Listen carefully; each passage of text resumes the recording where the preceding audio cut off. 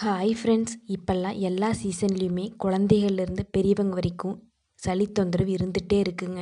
இந்த மாதிரி சளி தொந்தரவு இருக்கும்போது இந்த முசுமுசுக்க இலை ரசத்தை சுட சுட சாதத்தோட பிசைஞ்சோ இல்லை சூப் மாதிரியோ அப்படியே குழந்தைகளுக்கும் சரி பெரியவங்களுக்கு கொடுத்துட்டு வாங்க. சளி தொந்தரவு ரொம்பவே கண்ட்ரோல் ஆகுங்க.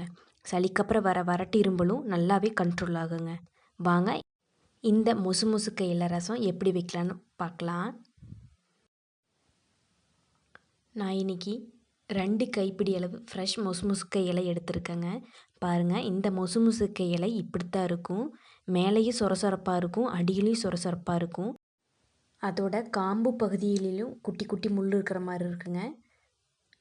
இந்த இலை கிராமங்களில் வெளியில் சும்மாவே படர்ந்து கிடக்குங்க.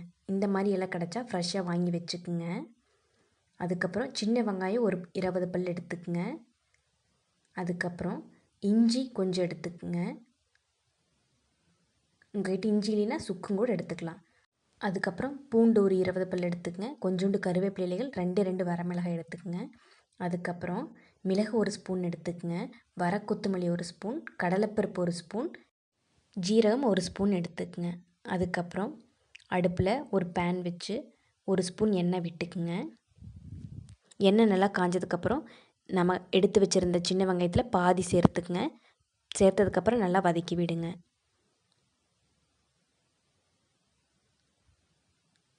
வெங்காயம் நல்லா வதங்கினதுக்கப்புறம் இஞ்சியும் பூண்டையும் சேர்த்து நல்லா வதக்கி விட்டுருங்க. இந்த முசுமுசுக்க இலை ரசம் உடம்புக்கு ரொம்பவே நல்லதுங்க. நீங்கள் எப்போவுமே தக்காளி ரசம் புளி ரசம் செய்யாமல் இந்த மாதிரி இலைகள் கிடச்சிதுன்னா அதில் ரசம் வச்சு கொடுங்க. சளி தொந்தரவு அடிக்கடி இருக்காதுங்க. அதுக்கப்புறம் கடலைப்பருப்பு, சீரகம், மிளகு, வர கொத்தமல்லி சேர்த்து நல்லா வதக்கி விட்டுருங்க. நம்ம இந்த ரசம் செய்யும்போது மிளகாய் எதுவும் சேர்த்து அரைக்க வேண்டாங்க. இந்த மாதிரி மிளகு, ஜீரகம், இஞ்சி இருக்கிற காரமே இந்த ரசத்துக்கு சூப்பரான டேஸ்ட்டாகவும் இருக்குங்க, ஹெல்த்தியாகவும் இருக்கும். பாருங்கள், இந்தளவு நல்லா வதங்கி வந்துருச்சு. இதுக்கப்புறம் நம்ம எடுத்து வச்சுருந்த முசுமுசுக்க இலைகளை சேர்த்து லைட்டாக வதக்கி விடுங்க. அடுப்பை மீடியம் ஃப்ளேம்லேயே வச்சு லைட்டாக வதக்கி விடுங்க. இந்த மாதிரி ஃப்ரெஷ்ஷான இலைகள் உங்களுக்கு கிடைக்கலனா இதே மாதிரி முசுமுசுக்க இலை பவுடரும் கூட கடைகளில் கிடைக்குங்க. அதை வாங்கியும் கூட நீங்கள் ரசம் வச்சுக்கலாம். பாருங்கள், இலைகள் லைட்டாக வதங்கி வந்துருச்சு. இந்தளவு வதங்கினா போதுங்க. இப்போ அடுப்பு ஆஃப் பண்ணிடுங்க. ரொம்ப இலைகள் வதங்கினா ரசம் டார்க் கலராக போயிடும். க்ரீன் கலராக இருக்கும்போது தான் பார்க்குறக்கும் நல்லாயிருக்கும், ஹெல்த்தியாகவும் இருக்கும். இலைகள் நல்லா வதங்கிருச்சுன்னா அதோட சத்துக்கள் பாதி போயிருங்க. இந்த மாதிரி லைட்டாக வதக்கி நல்லா ஆற வச்சு அரைச்சி எடுத்துக்குங்க.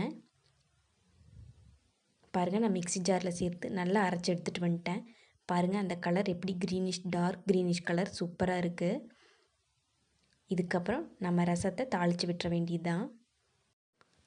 அடுப்பில் ஒரு பேன் வச்சு 1.5 ஸ்பூன் எண்ணெய் விட்டுக்குங்க. எண்ணெய் நல்லா ஹீட் ஆனதுக்கப்புறம் கடுகு போட்டுருங்க. கடுகு நல்லா பொரிஞ்சு வரட்டும். கடுகு பொரிஞ்சதுக்கப்புறம் 1/4 ஸ்பூன் ஜீரகம் சேர்த்துக்குங்க. இந்த கடுகு ஜீரகம் நல்லா பொரிஞ்சதுக்கப்புறம் வெங்காயம், பூண்டு 2 முழு வரமிளகாயை சேர்த்து நல்லா வதக்கி விட்டுருங்க. இந்த ரசத்துக்கு நம்ம மிளகோட காரமே போதுங்க. நம்ம மிளகாய் எதுவும் சேர்த்து அரைக்கல. அதுக்கப்புறம் கருவேப்பிலை சேர்த்து நல்லா வதக்கி விட்டுருங்க.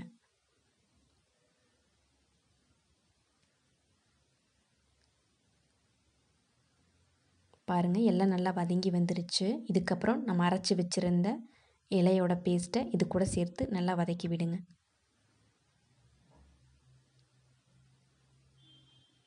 லைட்டாக வதக்கி விட்டதுக்கப்புறம் உங்களுக்கு தேவையான அளவு தண்ணியை சேர்த்து நல்லா மிக்ஸ் பண்ணி விட்டுக்குங்க. இந்த முசுமுசுக்க இலை ரசம் சளி, இரும்பல், உடம்பு வலியை நல்லாவே கண்ட்ரோல் பண்ணி கொடுக்குங்க.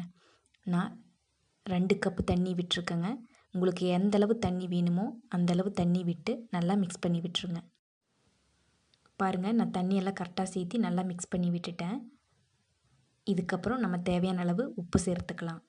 நான் கல்லுப்பு 1 ஸ்பூன் சேர்த்துருக்கேங்க. உங்களுக்கு எந்தளவு உப்பு வேணுமோ அதை கரெக்டாக செக் பண்ணி பார்த்துட்டு சேர்த்து நல்லா மிக்ஸ் பண்ணி விட்டுருங்க.